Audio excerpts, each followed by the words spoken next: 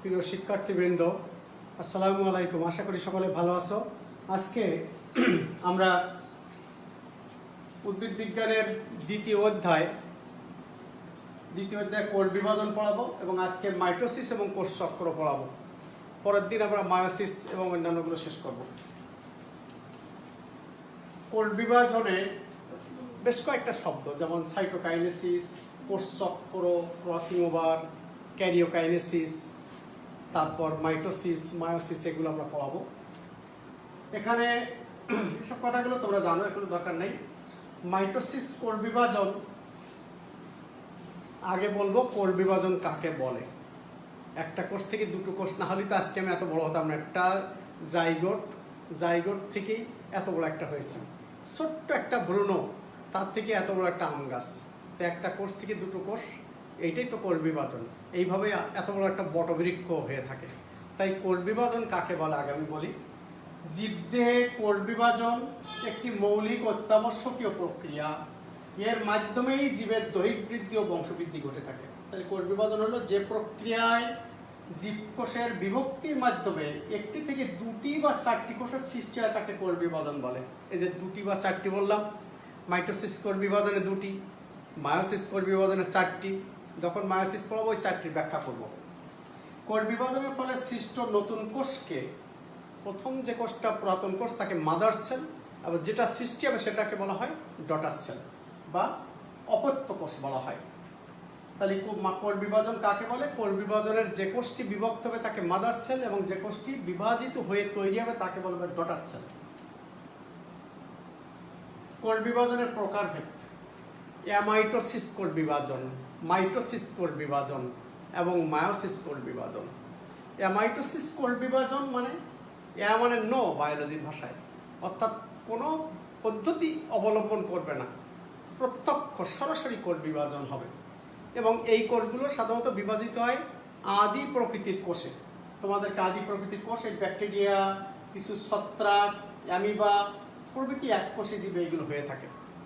এটা কিন্তু এমসিকিউ দেবে যে নিচের কোন ব্যাকটেরিয়ার নাম দিল, ইস্টেরিসিয়া কোলাই ব্যাকটেরিয়ায় কোন কোষ বিভাজন ঘটে থাকে।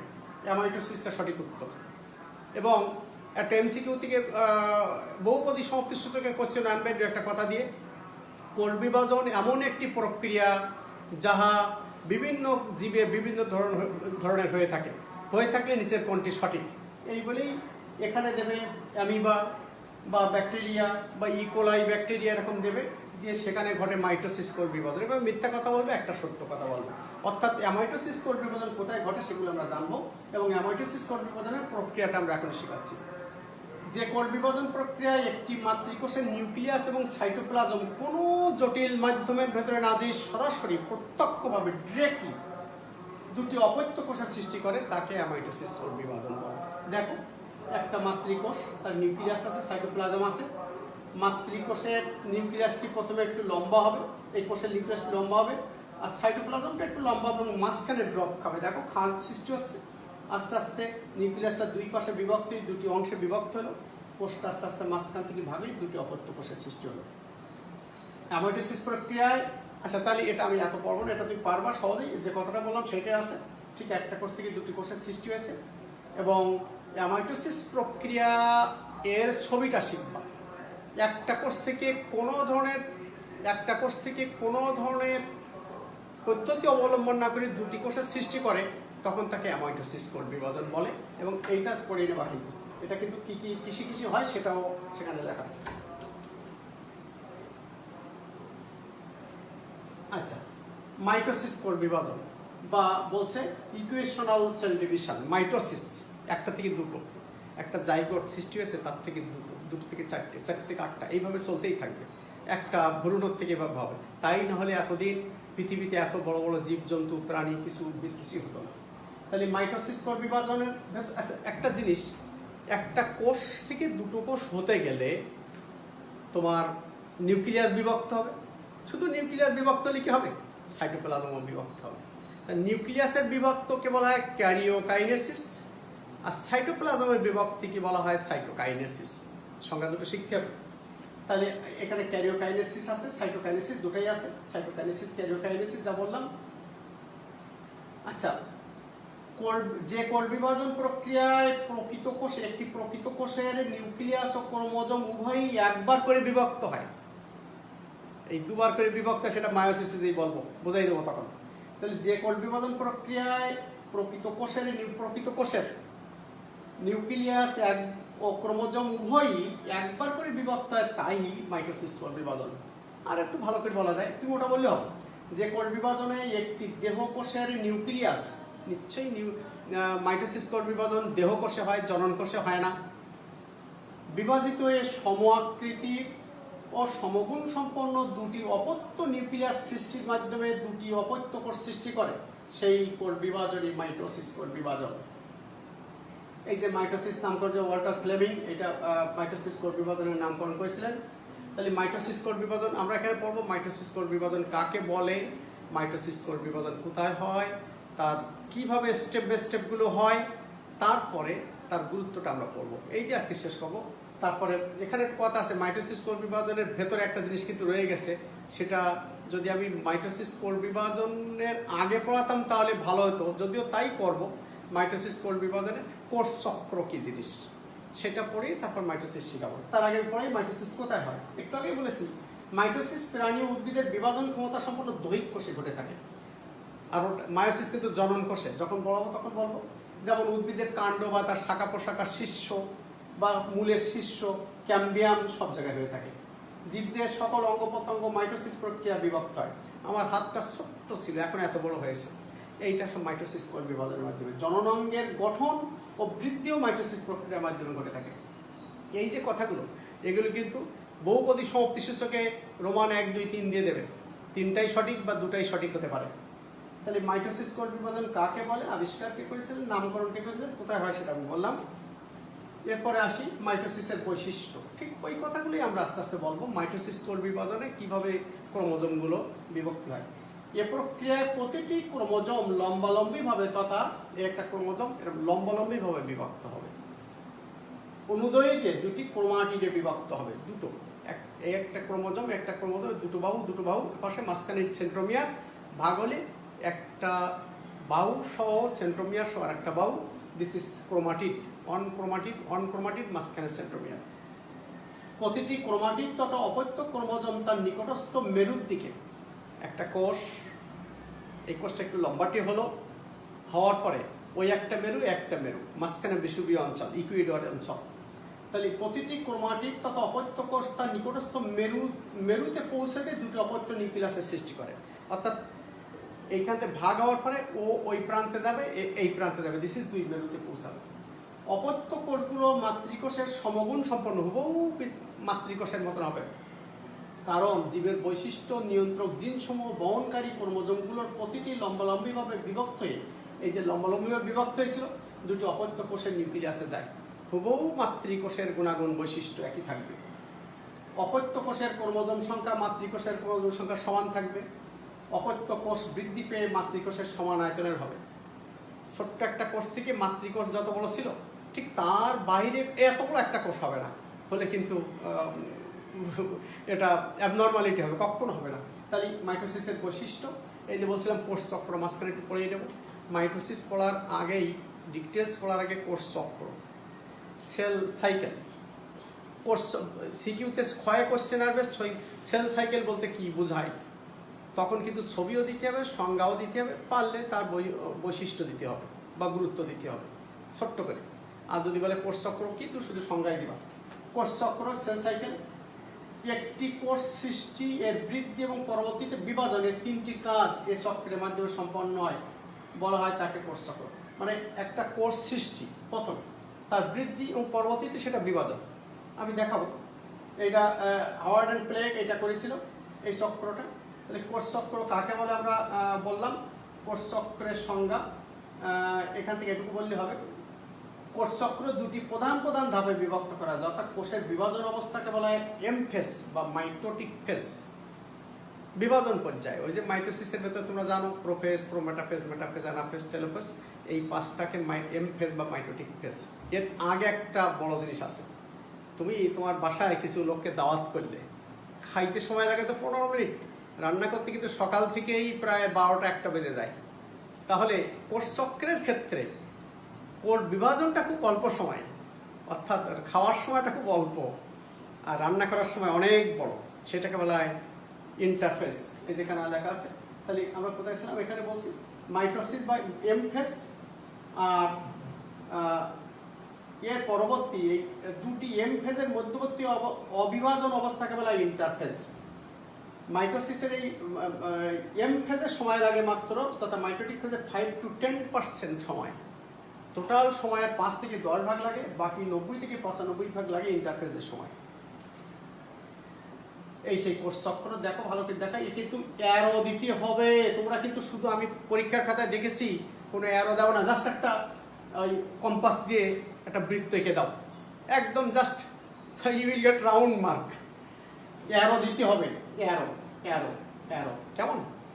তো দেখো, আমি যদি একটা গোল চক্র আঁকলাম, গোল চক্র আঁকার পরে এটুকুই মাত্র বিভাজন পর্যায়ে বা মাইটোটিক ফেজ, মাত্র 5 to 10% সময় লাগে। আর এখান থেকে এ পর্যন্ত একটা, এখান থেকে এ পর্যন্ত একটা, এখান থেকে এ পর্যন্ত একটা, এটা সমান, এটা একটু বড়। এইটা G1 বা গ্যাপ 1 সময় 30 to 40% সময় লাগে। আর আমরা কি ডিএনএ প্রতিলিপন করেছি না অনুলিপন? ডিএনএ যদি না ভাঙে তাহলে কোষ ভাঙবেই তো না, কোষ ভেঙে তো লাভও নেই। সেইটা কিন্তু এইটা এস ফেজ বা ডিএনএ প্রতিলিপন সময় 30 থেকে 50 মিনিট। তারপরে G2 বা গ্যাপ 2 সময় 10 থেকে 20 মিনিট।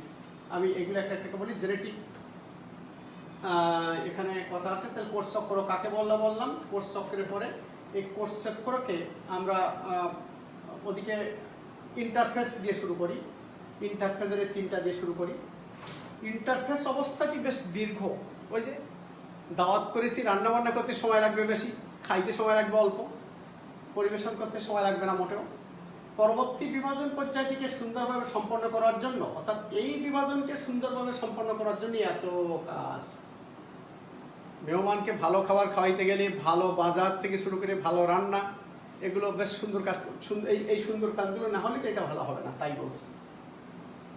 নিউক্লিয়াসে বহু গুরুত্বপূর্ণ ক্রিয়া বিক্রিয়া ঘটে থাকে ইন্টারফেজে।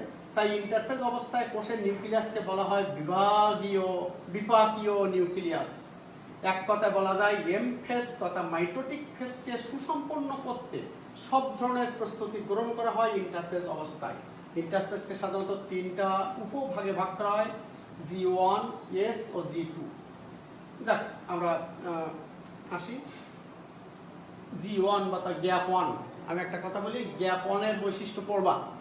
এ কিন্তু তোমার ডিটেলস বর্ণনা লিখতে হবে না। যদি কোষ চক্র বলতে কি বোঝায় তার সংজ্ঞা দিবা, সংজ্ঞা দেওয়ার পরে বলবা সেটা 3টা উপভাগে হয়ে থাকে, G1, S বা সিনথেটিক ফেজ, আর G2 বা গ্যাপ 2 ফেজ।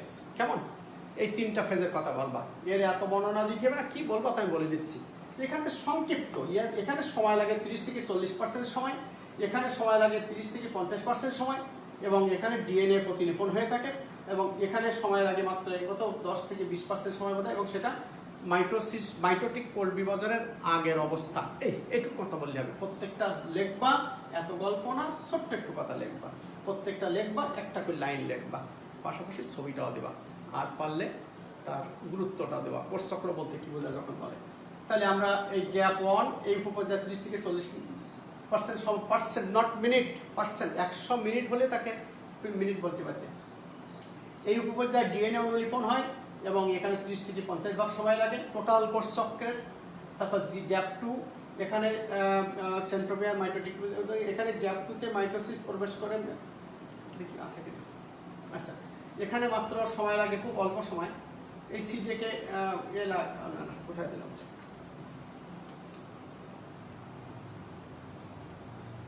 এখানে 10 থেকে 20% সময় লাগে। এতটুকু কথা ছাড়া বেশি কিছু লেখার দরকার নেই। এখন G1 থেকে S উপপর্যায় এবং S উপপর্যায় থেকে G2 উপপর্যায় স্থানান্তরের জন্য CDK প্রোটিনের অ্যাক্টিভেটর প্রয়োজন। এই কথাটা লিখতে হবে, এই লাইনটা লিখতে হবে। কিন্তু CDK টা এনজাইম, লেখা আছে উপরে নাও। আচ্ছা, জীব জীবনে ইন্টারফেজের গুরুত্ব, এই যে এখানে কয়েকটা কথা তোমাকে বলতে হবে। এখানে জীব জীবনে কোষের ইন্টারফেস পর্যায়ে অতীব গুরুত্বপূর্ণ। ইন্টারফেস যদি না থাকে, বাজারঘাট যদি না করো, বাসায় ভালো রান্না বান্না না করো, তাহলে তো মেহমানকে ভালো মেহমানদারি করা যাবে না, অর্থাৎ কোষ বিভাজন করা যাবে না।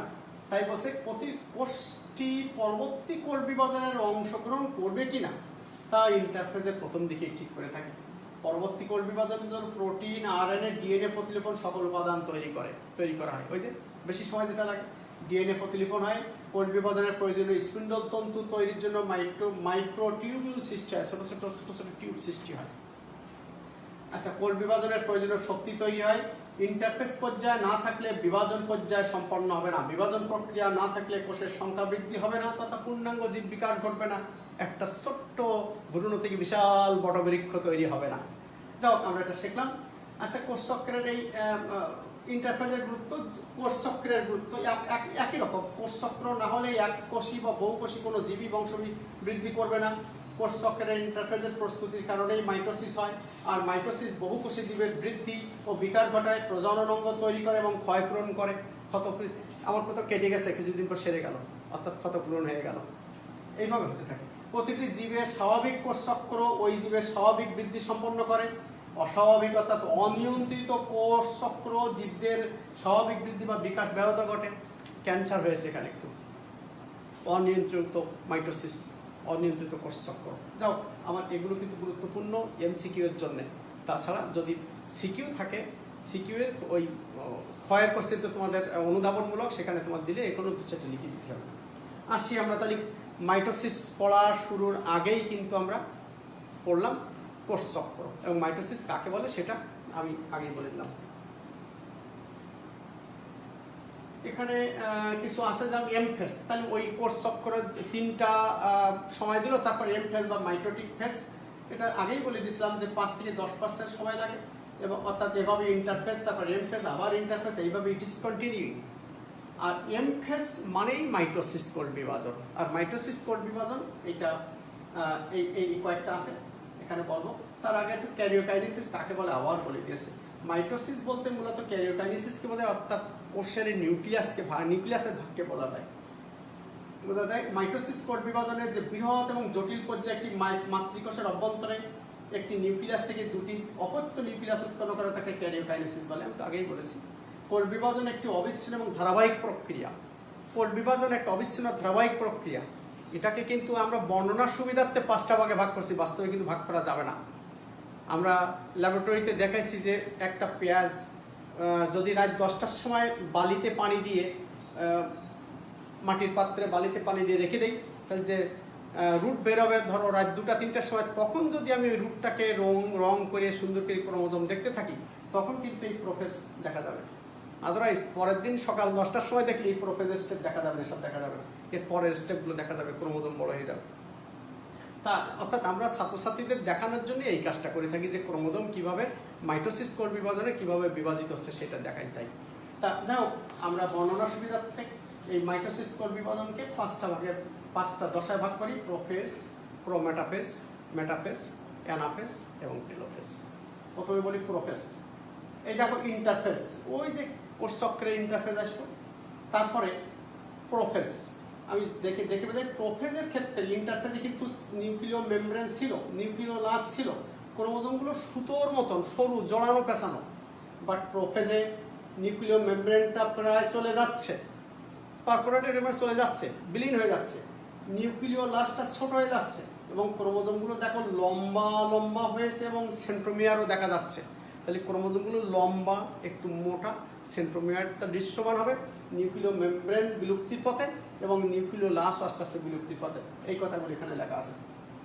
কি করে হবে? এখান থেকে পানি বিয়োজন হবে, ডিহাইড্রেশন হবে। ডিহাইড্রেশন হওয়ার পরে কিন্তু এটা শুরু হবে। সবই দেহের ভেতর ঘটতেছে। তাহলে এখানে এই বৈশিষ্ট্যগুলো পড়বা, এই বৈশিষ্ট্যগুলোর থেকে কিন্তু এমসিকিউ দেবে। এবং মনে রেখো, এই যে 5টা স্টেপের এর শেষ লাইন সমান পরের স্টেপের প্রথম লাইন মতো। কেমন? সাইক্লিন ডিপেন্ডেন্ট কাইনেজ সিডিকে কর্তৃক কতক প্রোটিন ফসফোরাইলেশনের কারণে ক্রোমোজোম সংকোচন শুরু হয়। এই যে ক্রোমোজোমগুলো সংকোচন শুরু মোটা হলো, এবং কতক প্রোটিনের ফসফোরাইলেশনের কারণে নিউক্লিয়ার এনভেলাপ, এই যে নিউক্লিয়ার এনভেলাপ, এই যে এটা নিউক্লিয়ার এনভেলাপটা বিলুপ্তি হতে থাকে। এ পর্যায়ে প্রতিটি ক্রোমোজোম সেন্ট্রোমিয়ার ব্যতীত, দেখো আমি আবার যাই, দেখো এখানে ক্রোমোজোমের সেন্ট্রোমিয়ার দেখা যাচ্ছে না, এখানে ক্রোমোজোমের সেন্ট্রোমিয়ার দেখা যাচ্ছে এবং মাঝখান থেকে কিন্তু ভাগ হয়েছে। তো এই পর্যায়ে প্রতিটি ক্রোমোজোম সেন্ট্রোমিয়ার ব্যতীত লম্বালম্বিভাবে বিভক্ত হয়ে গেছে। দেখো এখান থেকে এই পর্যন্ত, সেখান থেকে এই পর্যন্ত হয়ে গেছে। সেন্ট্রোমিয়ার ব্যতীত লম্বালম্বিভাবে দুইটি সূত্রে বিভক্ত হয়ে থাকে, প্রতিটি সূত্রকে ক্রোমাটিড বলে। তাহলে এই যে ভাগ করছিলাম মাঝখানে সেন্ট্রোমিয়ার, এপাশে একটা ক্রোমাটিড, এপাশে একটা ক্রোমাটিড, এপাশে একটা ক্রোমাটিড, এপাশে একটা ক্রোমাটিড। ক্রোমোজোমগুলো আদ্য পর্যায়ে ক্রোমাটিডে বিভক্ত হলেও, মানে প্রথম অবস্থায় এই প্রোফেজে বিভক্ত হলেও আলোক অনুবীক্ষণ যাতে আমরা যে সাধারণ মাইক্রোস্কোপ দেখি সাধারণত অবিভক্ত মনে হয়, বোঝা যায় না। এ পর্যায়ে স্পিন্ডল তন্তু সৃষ্টির সূচনা ঘটে। এই শব্দটা কিন্তু আমি এমসিকিউতে, মাইটোসিস কোষ বিভাজনের কোন পর্যায়ে, নিচের কোন পর্যায়ে স্পিন্ডল তন্তু সূচনা সৃষ্টি হয়, দেখবে প্রোমেটাফেজ। তোমার কিন্তু ভালো করে পড়া না থাকলে বৈশিষ্ট্য দিতে পারবে না। স্পিন্ডল তন্তু মানে কি? মাকু যন্ত্র। টেক্সটাইল মিলে সুতা পেঁচিয়ে যখন কাপড় তৈরি করে তখন দুই মাথা সরু, মাঝখানে মোটা। তোমরা তাঁতিদের কাছেও দেখেছো যে এভাবে টান দেয়, এভাবে টান দেয়, স্পিন্ডল যন্ত্র এভাবে যাওয়া আসা করে এবং সুতো পেঁচিয়ে যায়। তো এখানে স্পিন্ডল যন্ত্রের মতোই সৃষ্টি, আল্লাহ সৃষ্টি এটা হয়ে থাকে। প্রোমেটাফেজ পর্যায়ে আমরা ছবি দেখাবো। প্রোমেটাফেজ পর্যায়ে ছবিটা দেখা যায়, এই যে প্রোমেটাফেজ পর্যায়ে দেখো ফার্স্ট ক্লাস একটা স্পিন্ডল তন্তু সৃষ্টি হয়েছে, স্পিন্ডল যন্ত্র, তাই না? Spindle apparatus. এবং সেই যে ক্রোমোজোমগুলো আগে রেখেছিলাম, দেখো নিউক্লিয় মেমব্রেনটা প্রায় চলে যাচ্ছে, যাচ্ছে ভাব, এখানে নাই। নিউক্লিয় লাশও লুপ্ত হয়ে যাচ্ছে, বিলুপ্ত হয়ে যাচ্ছে। ক্রোমোজোমগুলো খাটো মোটা হয়েছে এবং আরো বেশি ক্রোমাটিড বাহুগুলো বেশি ফাঁক হয়েছে। এখনো সেন্ট্রোমিয়ারগুলো কিন্তু এক রয়েছে এবং এই কোষের মাঝখানে তথা বিষুবীয় অঞ্চলে, ইকুইটর অঞ্চলে, বিষুবীয় অঞ্চলে এইগুলো ড্যান্স করছে। দেখো এই যে এটার নাম স্পিন্ডল যন্ত্র আর এটা স্পিন্ডল ফাইবার। এই সুতোগুলোর মতন স্পিন্ডল ফাইবার, তার একটা গায়ে লেগে রয়েছে এবং একটা লেগে রয়েছে, যেটা মাঝখানে বিষুবীয় অঞ্চলে ড্যান্সিং করছে। এখানে লেখা আছে কোথাও ড্যান্সিং করছে। নিরক্ষীয় অঞ্চলে বা বিষুবীয় অঞ্চলে, স্পিন্ডল যন্ত্রের বিষুবীয় অঞ্চলে ক্রোমোজোমের বিন্যস্ত হওয়াকে মেটাকাইন, একটা শব্দ আছে এখানে, মেটাফেজ পর্যায়ে, মেটাফেজ পর্যায়ে আছে। প্রোমেটাফেজের কথা বলছি। স্পিন্ডল যন্ত্র সেন্ট্রোমিয়ারের কাইনেটোকোর মর্টর প্রোটিনের সূত্র থাকে। এই প্রোটিন এটিপি ভেঙে এডিপি এবং ইনঅর্গানিক ফসফেট সৃষ্টি করে। এই শক্তি খরচ করে ক্রোমোজোম মাইক্রোটিউবুল ধরে রাখতে পারে। ওসব কথা না, তোমার এখানে কথা আছে জানতে হবে বৈশিষ্ট্যটা কি। বৈশিষ্ট্য এই যে প্রোফেজ পর্যায়ের পরবর্তী এবং মেটাফেজ পর্যায়ের অগ্রবর্তী পর্যায়কে প্রোমেটাফেজ বলে। প্রোফেজের একেবারে শেষ দিকে উদ্ভিদ কোষে কতগুলো তন্তুময় প্রোটিনের সমন্বয়ে দুমেরুদিক স্পিন্ডল যন্ত্রের সৃষ্টি হয়। এ পর্যায়ে প্রথম দিকে স্পিন্ডল যন্ত্রের তন্তুগুলোর আঘাতে নিউক্লিয়ার এনভেলাপ হয়ে যায়, দেখলাম ডট হয়ে গেছে, এনভেলাপ বিলুপ্ত হতে থাকে এবং নিমিষে বিলুপ্ত হয়ে যায়। এ পর্যায়ে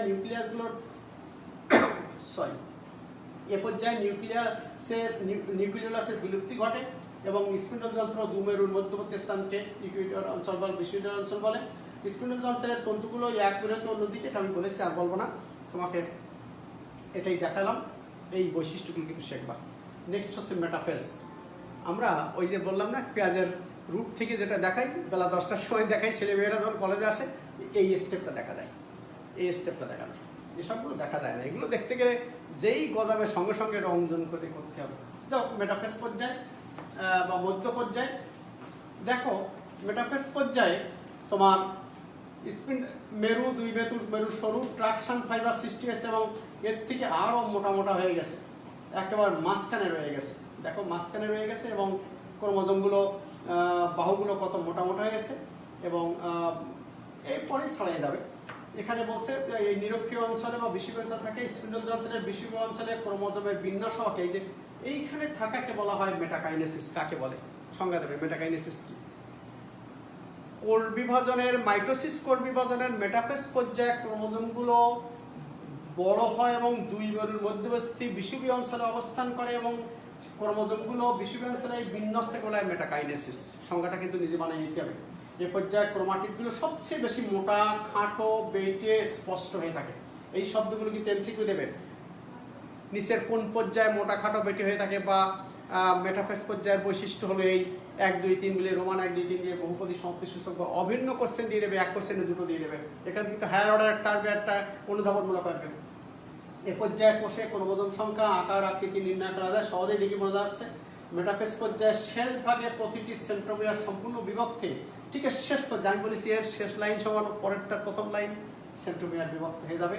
আমি দেখাই, এই যে হয়ে গেল অ্যানাফেজ পর্যায়ে, অর্থাৎ গতি পর্যায়ে, কোষের গতি এসে গেল, কোষ ভাগ হতে থাকলো।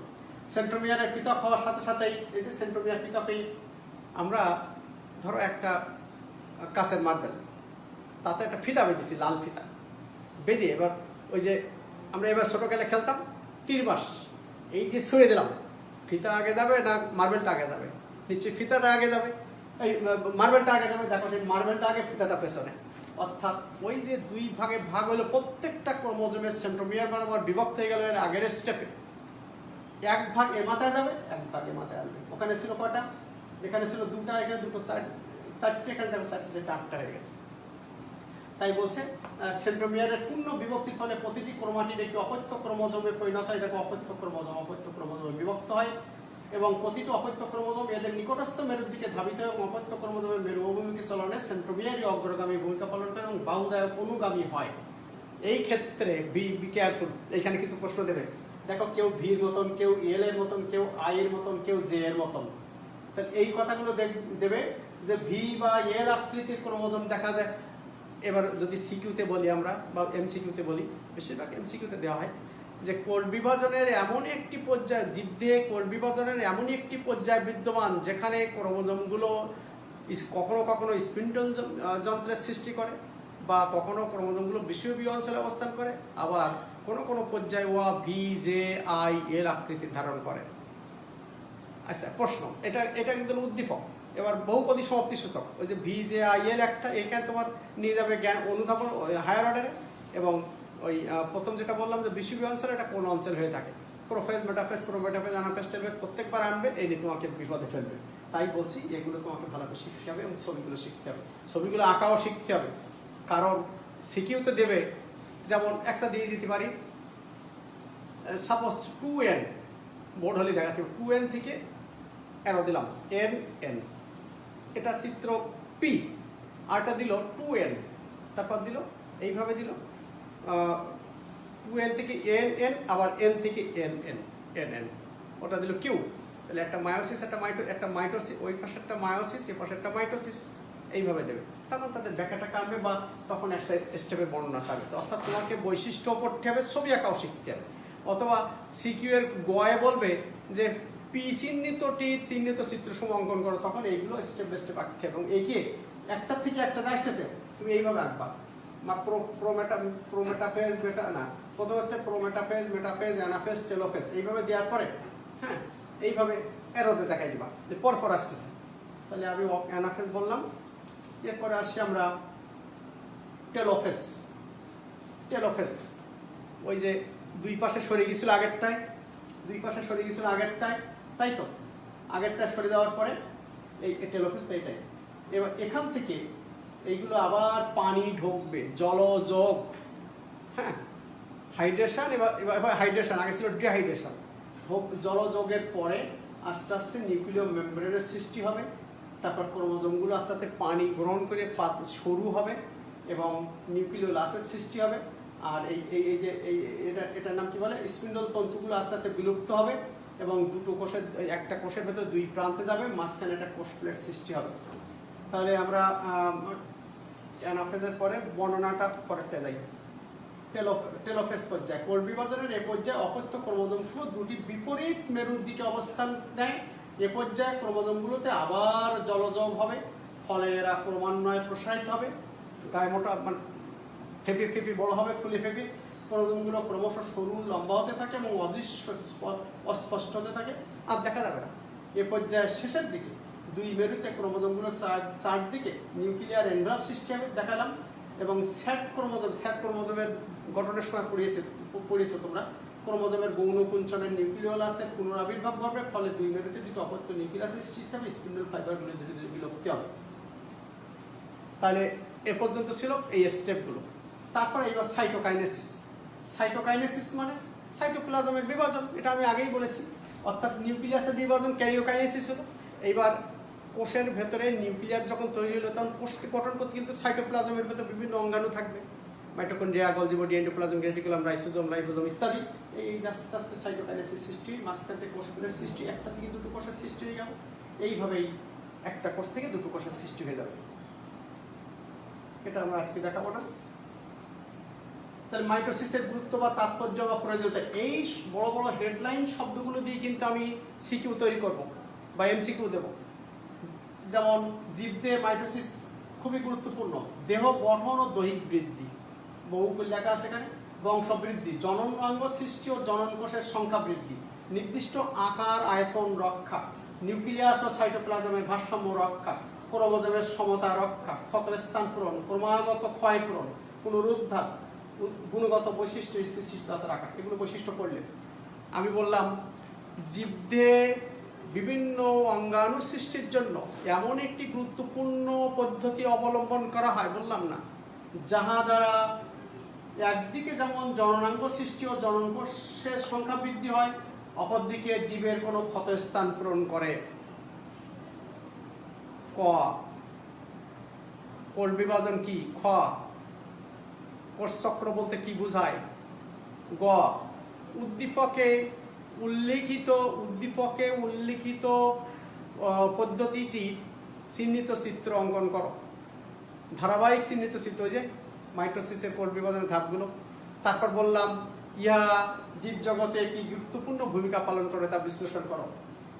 আমি ওই গয়ের প্রশ্নে লিখতাম উদ্দীপকে উল্লিখিত মাইটোসিস কোষ বিভাজন প্রক্রিয়া নিম্নে চিহ্নিত চিত্র, ওই যে কটা চিত্র পরপর কিন্তু খাতায় বলতে পারো। স্যার এক পাতায় তো ধরবে না, যাবা পরের পাতায়, কিন্তু বি কেয়ারফুল। এইভাবে আরো দেবা, একটা থেকে এইভাবে আরো দেবা, একটা থেকে একটা সৃষ্টি হয়েছে, এবং তলে লিখবা মাইটোসিস প্রক্রিয়ার বিভিন্ন ধাপসমূহ। আর ওই ডান পাশে যে লেবেলিং করা আছে ওগুলো দিবা। আর তারপর বলবা উদ্দীপকের মাইটোসিস কোষ বিভাজনের গুরুত্ব, তাৎপর্য বা প্রয়োজনীয়তা উল্লেখ করার পরে এগুলো সব আবার দিবা। ক্লিয়ার? তারপর আসি আমরা এবার অনিয়ন্ত্রিত মাইটোসিস।